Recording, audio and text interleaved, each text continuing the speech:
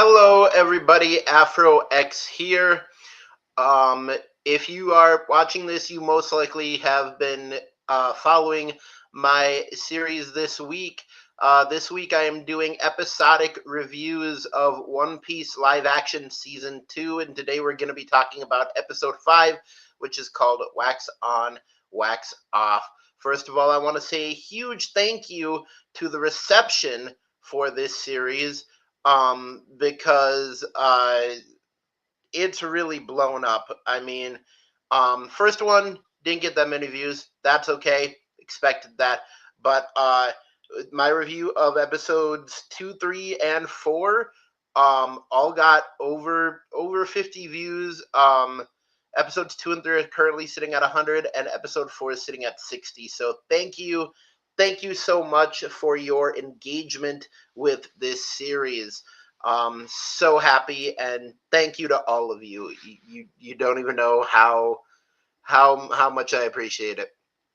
All right, let's get talking about episode 5. One Piece live action season 2 episode 5, Wax On, Wax Off, which is of course a reference to the film The Karate Kid. This was an okay episode, pretty much played out exactly like Little Garden in the manga and anime. I did love the Pray to the Sun song. I thought that was really, really cool. This episode just made me really excited to see what they're going to do on Skypiea. It was also nice to watch Usopp getting a moment of bravery because we haven't seen a lot of that in the manga recently. That was a horrible fate for what happened to Ms. Golden Week, although she kind of deserved it. I don't remember if that's what actually happened to her in the original story. I don't think so, because she later goes on in the side story to free the Baroque Works agents from a prison somewhere, I believe it is. Anyways, I'm absolutely loving the little bits of Crocodile that we're getting to see, and the inside of his office at Rain Dinners. The set looks absolutely amazing. The Howcock sovereignty at the end was very cool, but I just wish it had been bigger. The whole episode left me wishing we could get the effects that you see in the manga. In the manga, when the giants hit anything, there's a loud reverberating boom that is heard and felt. And it just felt like they made the giants seem not as powerful as they could have been. They weren't bad. I just felt like they needed something more. One of my favorite characters and castings for this entire series that I was excited about beforehand was David Dasmalchian playing Mr. 3. I thought that was probably one of the top castings in season 2.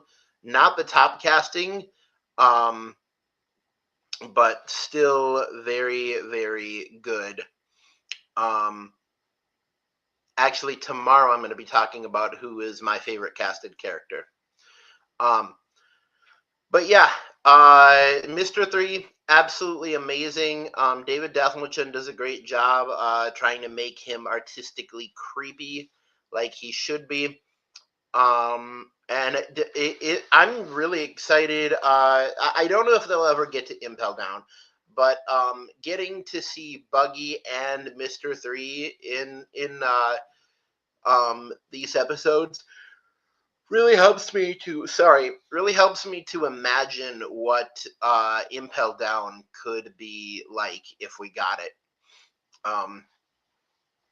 So that would be really fun. I'd love to make videos where I just like show the pictures side by side, and we try to get an idea of what these characters would look like in the later arcs, stuff like that. But yeah, one thing that I didn't like about this episode was that they took away Zoro saying the line, "I want to die looking cool," although they gave it to Mr. 3, and he says, you wanted to die looking cool, but now you're just going to look like an idiot. And I was like, dude, like, you should have given Zoro that line. Like, true, he had to get out of the hypnosis and stuff, but Yeah, you should have let Mac and you have that line because that's a classic Zoro line. Um, also, I don't. Yeah, I'm pretty sure in the manga, Usopp wasn't the cause for Zoro's flaming swords. Um, and I didn't like that they did that. I wish they had just had his swords light on fire. Um, I really hope that they're not gonna take the route of not doing aura effects for Zoro. Um, just because with Zoro, you need to have like all of the mysticism around him. Like honestly, if he did something like Charming Demon's Sleepless Night and they just had it look like a regular attack, I'd be really really disappointed.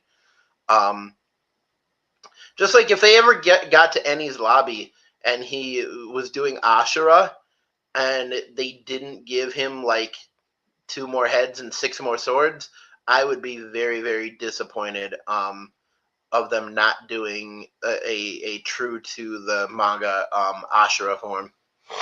But yeah, that is pretty much my thoughts on episode 5 of season 2 of live action One Piece. We will be back tomorrow to talk about episode 6, which is called Nami Dearest and covers the first part of the Drum Island arc. This was the second part of the Little Garden arc. So yeah, if you would like to support the channel, make sure to like, comment, and subscribe, especially comment, because we really, really need comments to let me know what you guys like to see, what you guys want to see, things like that. Keep putting up the views. People viewing these is really, really helping, so I appreciate it. If you want to support the channel financially, you can go to www.patreon.com/AfroX, and you can donate there for as little as $5 a month, which is actually really cool. If you donate $5 a month, you will get your name shown at the end of every edited video except for AMVs. But yeah, that's all for today. Keep YouTubing, YouTubers. Don't fight the fro. And always remember to stay legendary. Bang.